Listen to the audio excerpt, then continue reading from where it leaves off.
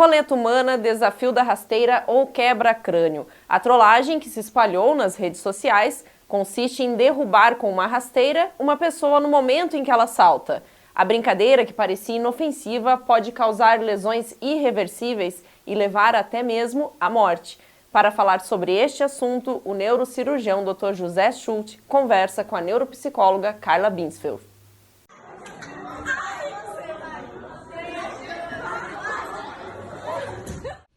Ele pulou, vai. Manda no cu.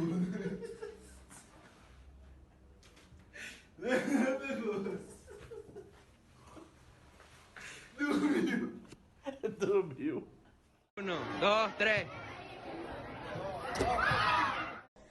Vai, Xande. Primeiro aí, Xande. 2, 3 e... Foi alto. Como vocês puderam perceber, é uma situação extremamente grave.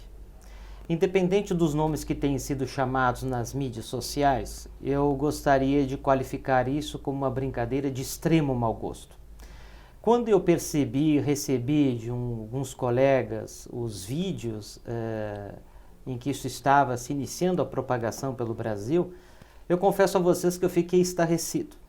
Eu fiquei estarrecido do ponto de vista neurocirúrgico, porque eu irei explicar a vocês posteriormente, no decorrer deste bate-papo com a doutora Carla, as consequências graves do ponto de vista neurocirúrgico que podem ocorrer. Ou seja, uma pessoa que sofra essa brincadeira pode vir a ser um potencial doente neurocirúrgico, a ser necessário intervenção no crânio, ou seja, ter que abrir a cabeça, entre outras circunstâncias e até mesmo sequelas. E eu fiquei pensando o que faz com que pessoas que aparentemente normais, que conseguem ter durante o seu convívio social um aparente bom senso, se proponha a realizar uma brincadeira que pode levar à morte. Exatamente. Esta brincadeira de mau gosto, extremo mau gosto, repito, pode levar à morte. Não levando à morte, pode levar a consequências neurológicas graves. E eu fiquei me perguntando, o que faz com que uma pessoa faça mal a outra, saia rindo, como vocês puderam perceber nos vídeos, sem demonstrar a mínima empatia e respeito pelo outro. Pensando nisto, eu achei que vocês iriam se beneficiar com um bate-papo, se esse assunto permitir descontraído, com a doutora Carla, né, que é psicanalista, psicóloga, trabalha conosco na equipe, né? E eu achei que trazer à luz um conhecimento neurocirúrgico, explicar para vocês, em loco, o que poderia acontecer, e a doutora Carla explicar o que pode motivar as pessoas a não terem respeito pelas outras, porque isso é falta de respeito, né? Falta de humanidade, com consequências graves, como ocorreu, se não for fake news, com uma menina de Mossoró, no Rio Grande do Norte, de 16 anos, que teria vindo a óbito. Num dos vídeos que vocês observaram, antes de nós começarmos essa explicação, existe um rapaz que fica desacordado e o outro sai rindo, como se nada fosse, dizendo que ele estava a dormir. Ele não está a dormir, ele está em coma. E eu vou explicar depois para vocês por que isso ocorre. Mas eu acho que devemos começar com a doutora Carla para ela falar sobre o aspecto emocional, né? De quem inocentemente se propõe a participar de uma brincadeira dessas ou não tem o cuidado devido consigo mesmo, e outros que aparentemente são amigos, com esses amigos não se precisa de inimigos, a propiciarem uma queda violenta que pode matar. Carla, pode nos ajudar com isso? Primeiro, obrigada pelo espaço. E sim, eu sempre, cada vez que eu encontro os meus colegas psicanalistas, que a gente senta para pensar esse social, a gente tem percebido que cada vez mais nós estamos em direção à barbárie. Isso hoje é uma forma também de bullying no ato, porque existe o bullying psicológico, o bullying racista. Agora, nós temos um bullying que ele vai para um ato realmente de violência, né? Exatamente. Física. Né? Exatamente. E o que acontece, né? Quando você me falava ali, né? Falava para nós aqui, que as pessoas saem rindo, né? Justamente porque nós estamos numa sociedade sem limites. Nós estamos numa sociedade em que o Bauman diria o seguinte, que a alteridade, a busca de identidade, ela não é mais sólida. Antes você poderia dizer, fulano é filho do ciclano, de João e de Maria, e bom, a gente espera um comportamento X dele.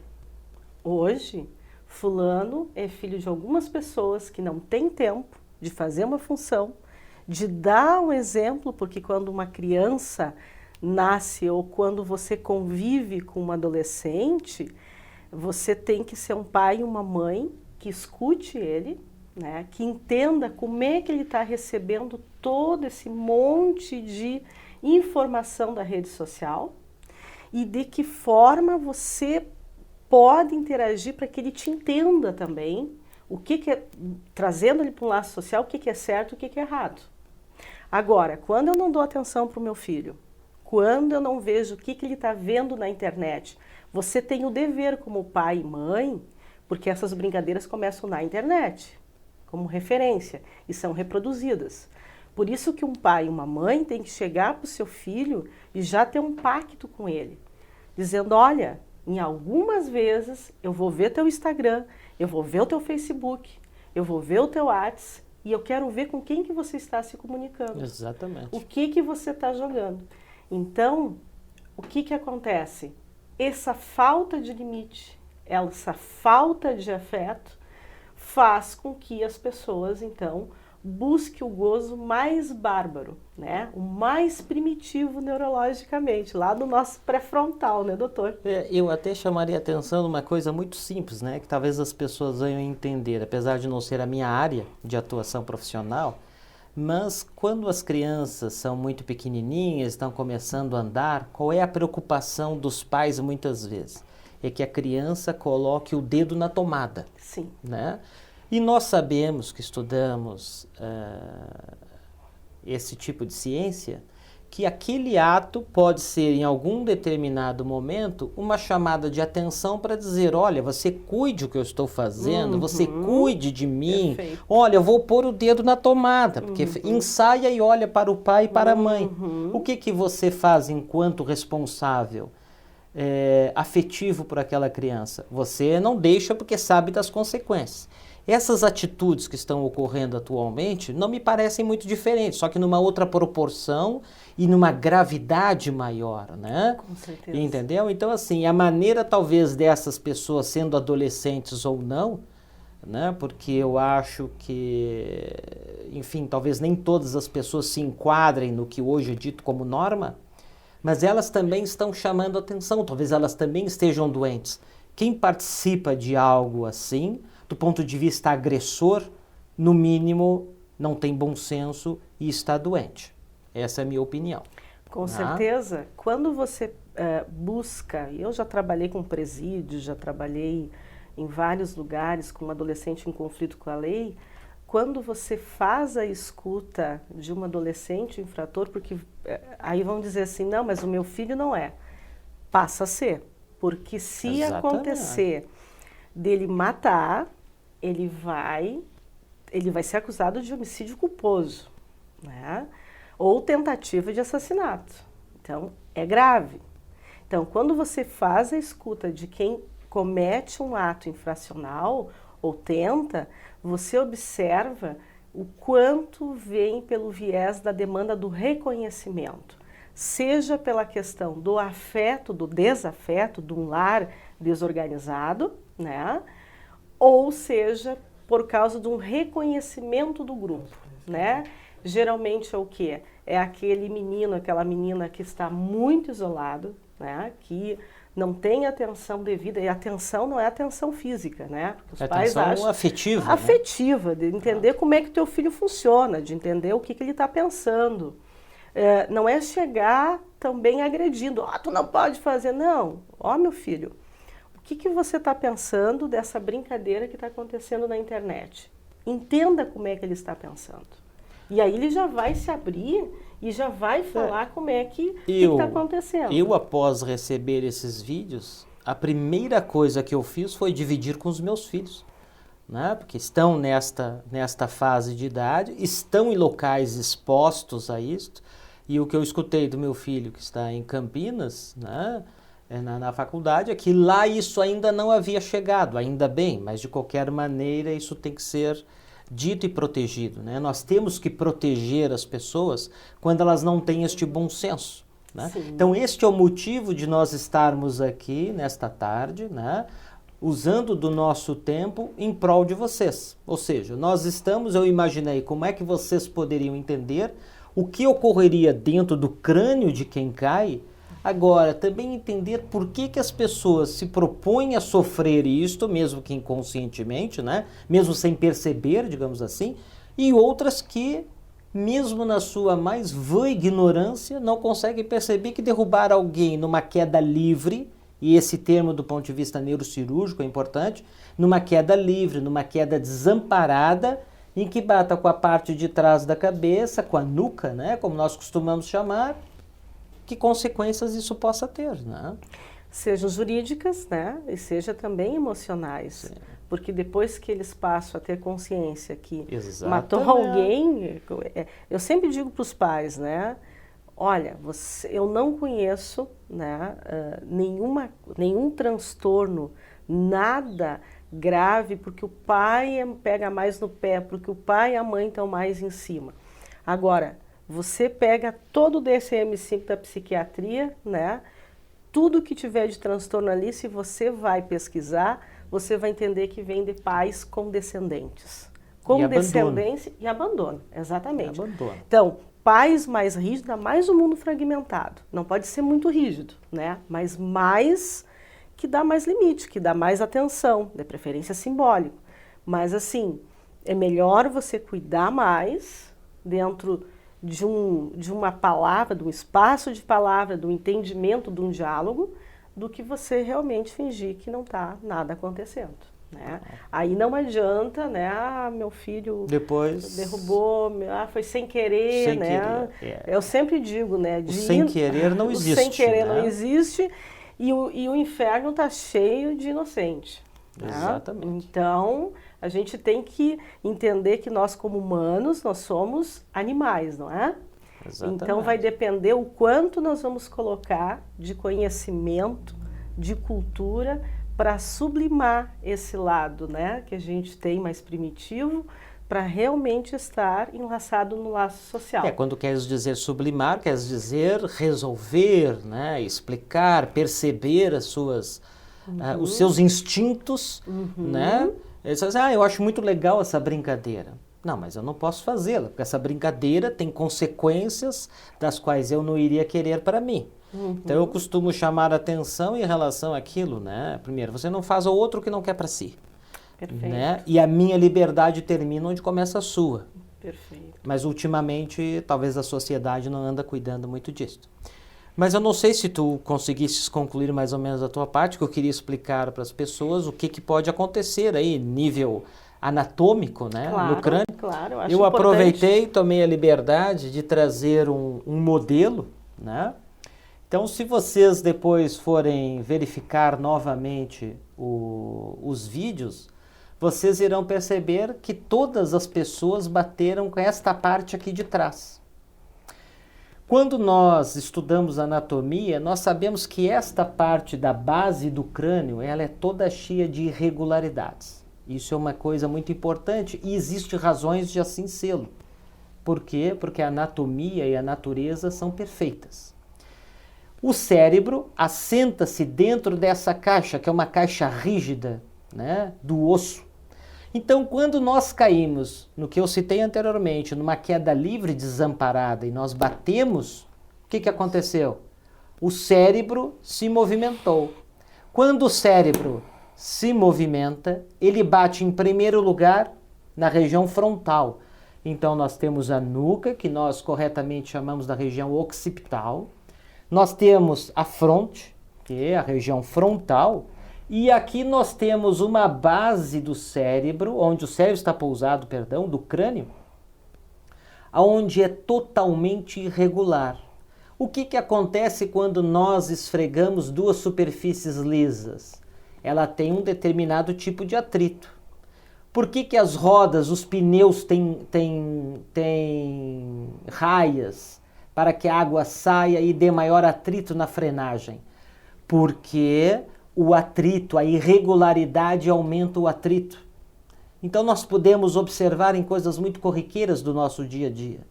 Quando este cérebro, o nosso, raspa nessas irregularidades ósseas, ele rompe vasos e sangra. Então eu estou dizendo que nós temos um local do embate, que é na região da nuca, que pode sangrar nesta região, e esta região é responsável pela visão. Então, alguém que sofra esta brincadeira pode ter problemas visuais. Ele também bate, como vocês perceberam, com a região frontal. A região frontal é responsável pela nossa parte Das funções executivas. Das funções executivas e do nosso psiquismo, né? Então, algumas pessoas que têm uma lesão nesta região do cérebro podem ficar deprimidas, podem ficar agressivas, podem ficar apáticas, podem ficar maníacas, né? Então, alguém que sofra isto pode, por exemplo, ter vontades que antes não tinha, né? Eu pego o meu cartão de crédito e vou sair a gastar por aí, né? Ficam desinibidos. Na base do crânio existem várias outras funções em que o cérebro desempenha e que estão em contato. Mas o que eu quero chamar a atenção, nessas marcas avermelhadas, os senhores intuitivamente já percebem que isto são os vasos. Esses vasos se ligam ao crânio, ao osso, e eles rompem. Por isso que talvez o seu familiar idoso, algum dia, já tenha desenvolvido uma doença chamada hematoma subdural. Esses vasos rompem, sangram, e vocês vão precisar de um neurocirurgião, de urgência. Então eu volto à pergunta, será que uma brincadeira como essa, de extremo mau gosto, com sérias consequências visuais, psiquiátricas, e quando o embate é muito violento, esta região do meio aqui, que tem uma veia importante, também pode romper? E o doente, aquela vítima do bullying, como você quis chamar, né, pode morrer. Então eduque seu filho, sua filha e você, que gosta tanto de alegar independência e maturidade, perceba que você não tem o direito de fazer isto com outra pessoa. Do ponto de vista psicanalítico, do ponto de vista neurocirúrgico, eu creio que nós conseguimos passar uma mensagem para a qual eu estava extremamente preocupado e por isso que eu pedi que isso aqui ocorresse. Basicamente é isso, não sei se tens alguma coisa mais a complementar. E deixar muito claro, você precisa ensinar o seu filho, né, lidar com a diferença. Ensine. O coleguinha dele não é igual a ele, ele é diferente. Isso que é o bonito da vida, né? De justamente poder, embora o sistema não nos ajude, né, muito, não nos dê exemplo, né, mas outras pessoas dão, né? Poder como que a gente precisa lidar, porque são essas diferenças que se faz ciência, é essas diferenças que nos tornam humano. E uma outra dica, leve o seu filho para fazer um programa social, para ele fazer um comparativo com o que ele tem, né? Envolva a escola nisso, leva lá no asilo, né? Leva lá nas crianças com síndrome de Down, transforme o seu filho num cidadão, né? E retire desse mundo completamente bárbaro. Essa é a minha dica. Grandes problemas neurocirúrgicos estão relacionados a uma imensa falta de respeito humano. Os acidentes de trânsito que causam graves lesões neurocirúrgicas é em relação a isto. Alguém que está fazendo uma aula de natação, é mal orientado pelo instrutor, pula numa piscina de 1,5 metro de fundura e tem um traumatismo na região cervical e fica paralítico, também é uma falta de respeito profissional. Estou citando isso porque vi um caso desses há poucos dias atrás. Uma brincadeira como essa também é uma grande falta de respeito pelo próximo, uma falta de respeito humano.